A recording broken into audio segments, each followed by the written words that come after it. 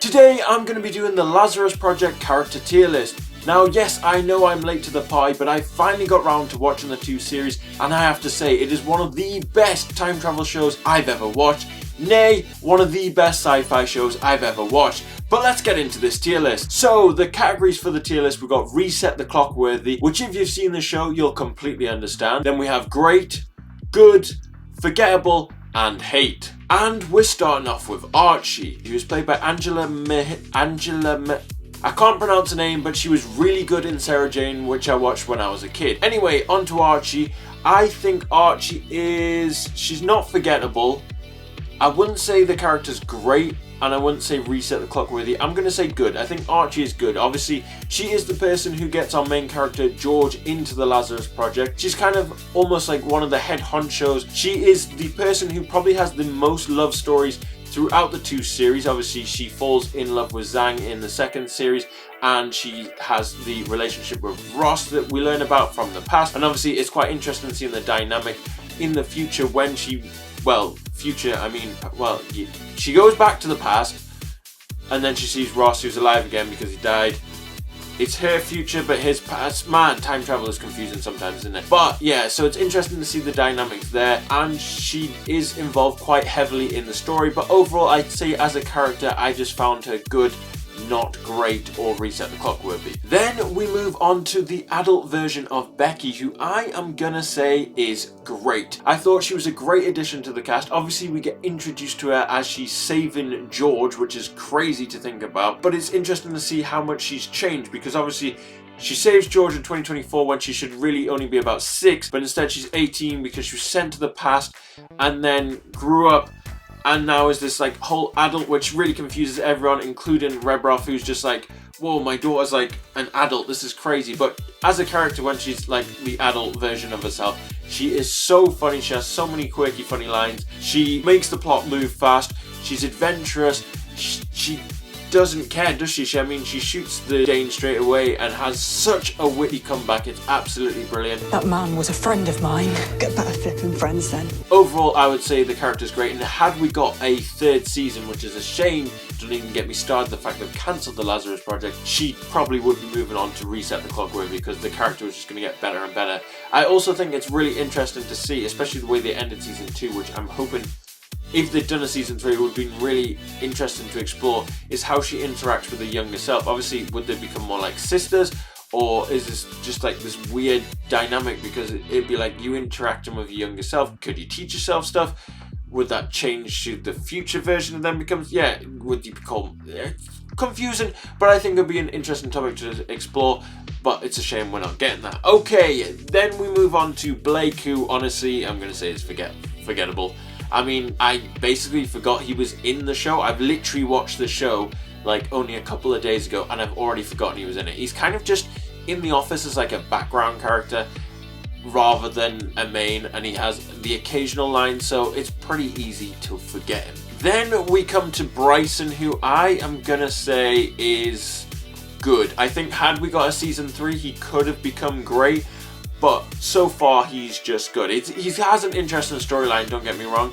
Obviously we see that he just keeps appearing randomly, and it turns out in the end that the reason he appears randomly is because he was saved in the time machine as everything was exploding, and this caused him to just randomly appear. And then he goes after George, we learn, because of what George did to the youngest version of himself that's in the office with him, where he just absolutely attacks him and like this monster he saw, but actually George has to try and save the future, so he understands, so he has a full development. But it's really interesting to see his character development, how he does want to save Becky and Janet, and he does want to save the future. And obviously when you learn that his mom, Wes, takes out his dad, like that was a crazy moment. Also learning that his mom is Wes and his dad is Robin was just losing the mind. But yeah, as a character as a whole, I would say Bryson is just good. Then we come to Dr. Kitty, who I would say could be forgettable. Is probably just about good enough to be good. I wouldn't say hate. I'm going to put her as good. Obviously she is the reason that most of this story happens, like the second season, because obviously her idea gets executed wrong. Obviously she is the person who is smart enough to come up with an actual time machine that doesn't stop and go back to a checkpoint, but instead can go anytime.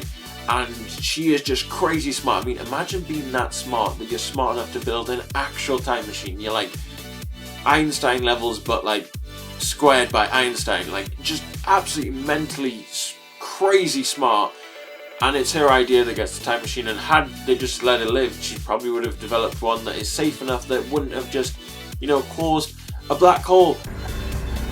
There was a big fucking explosion in space and everything in the known universe got zapped. But overall, as a character, I would say good. I think we needed a bit more from her, but yeah, I'll leave her as good because she ain't forgettable.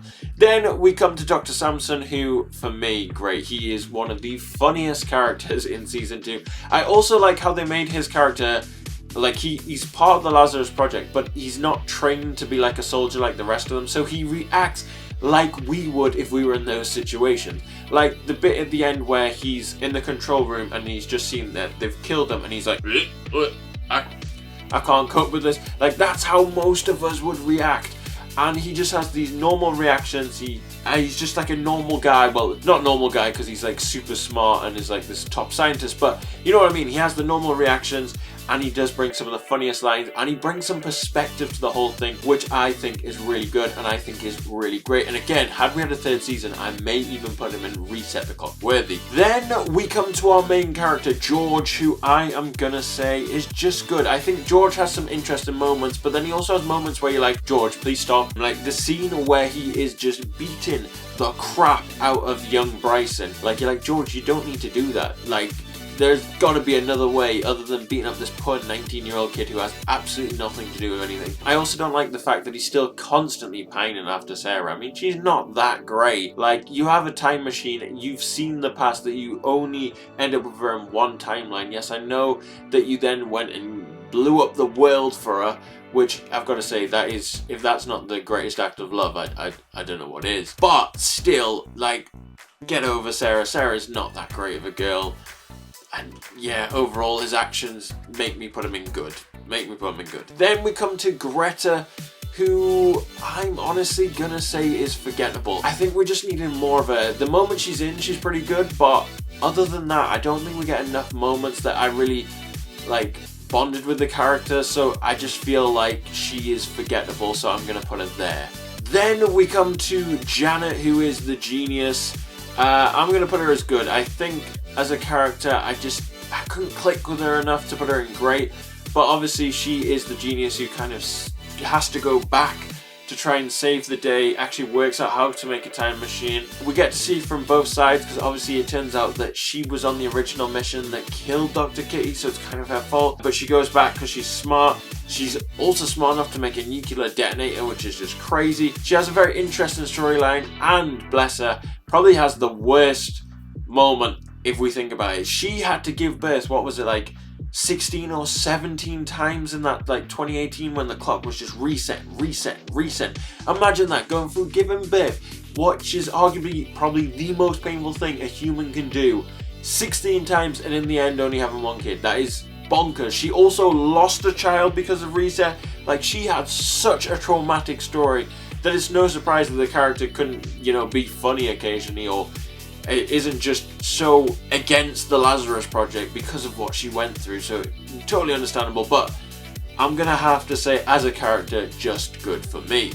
Then we come to Carl, who is in the first 2 episodes and is the reason George ends up going on the mad run and blowing up the world, because obviously it's Carl's fault as to why Sarah has to die in the first place, because Carl is angry at George for telling him to invest in a company that he knows won't work because George doesn't like him. But anyway, Carl as a character, he just didn't bring anything other than a motive for George to go and set off a nuclear bomb. Then we come to the main bad guy of season 1, but is really a good guy in the end, Dennis Rebrov, and I'm gonna say he is Reset the Clock worthy. I think he is the funniest character in the show. He is so quirky with some of his lines, brilliant delivery. He makes an understandable point as to why he's trying to blow up the world, because he thinks no one should have this power, as he's witnessed the love of his life have to go through such a traumatic experience. And he lost a child, obviously, because of the checkpoint reset point. So he goes off and decides to try and blow up the world, end the Lazarus Project. Obviously, he realizes his mistake, because then when he sees his adult daughter, he just thinks, wow, I've missed out on so much in her life that it really wasn't worth doing, and that the important thing is to spend time with his kid. And so he then sacrificed himself, which is incredible, to make sure she can get back to the future. I also love the bit where he meets his old self and they end up killing each other, and the reaction to it is just brilliant.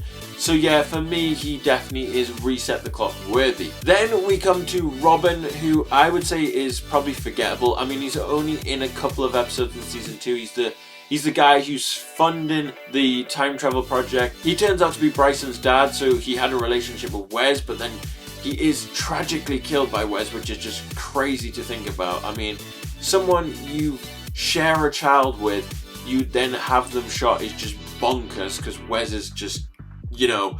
But I feel like that was the only real memorable bit for Robin. I think we needed a bit more information from him.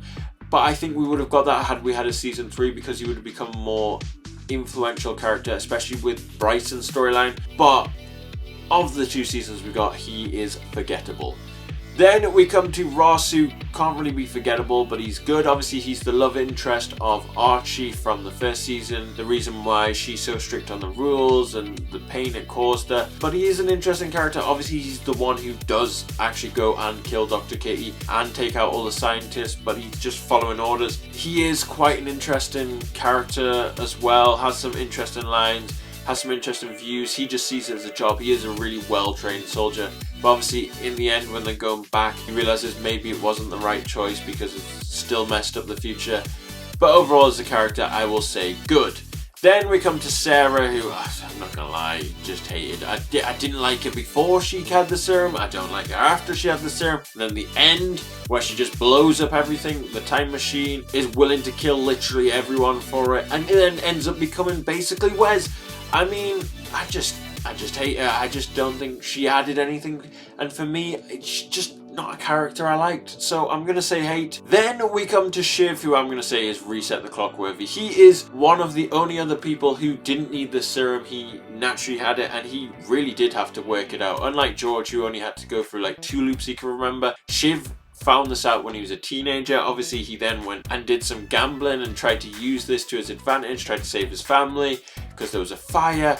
But yeah, he's smart, he has such good decisions. He obviously has a real bad brunt of it, isn't he? When George goes on, kills him, and then blames him. And then Shiv's under like scrutiny from everyone. Turns out Shiv didn't do it. He then gets, forgiven. But then, when they get in this 3-week loop, he starts that 3-week loop with a bullet just going into his chest. I mean, what a poor way to start a 3-week loop, isn't it? Like, the poor guy, but he's still good-humoured about it. He has some funny lines, so for me, he is definitely reset the clock worthy and is probably my favourite character in the whole 2 seasons. Then we come to the Dane, who I'm going to say is also forgettable. I mean, obviously, the ending, he's there, he drives, and obviously he gets shot when they go to the past originally because it turns out he's on a different mission. But overall, he's a pretty forgettable character. His looks ain't forgettable, but he as a character was pretty forgettable. Then we come to Wes, who, oh gosh, just put her in hate. I hate this woman. She's just so evil. Like, the fact she'd have the person she shared a child with shot just in cold sun so that her child would lose their dad is crazy. Then when she's in an interrogation room with her son and her future version of her son and just lets them get absolutely tortured to bits and still won't reset the clock, and the only way she'll reset the clock is if evil Sarah agrees to do something with her. Yeah, she's just evil, and the longer the seasons went on, the more evil you found her. Like, she was just on a kill mission for Dr. Key. Hadn't even made the time machine, but the idea, just pop her off, get rid of her. Wes is the only one with the real power, so yeah, for me, she's just definite hate. I just hated the character as well. Then we come to Zhang, who I'm going to also say is good. She's obviously the love interest for Archie, and that is a good love storyline that keeps it a bit more lighter in season 2. She has some great moments, but overall I would say the character is just good. So that is how I would rank the characters from the Lazarus Project. Do you agree with my takes or not? Let me know how you would rank them in the comments below, and also let me know your thoughts on the Lazarus Project. But anyway, you've been watching Game Theories. Thanks for watching, and we'll see you very soon for a brand new video.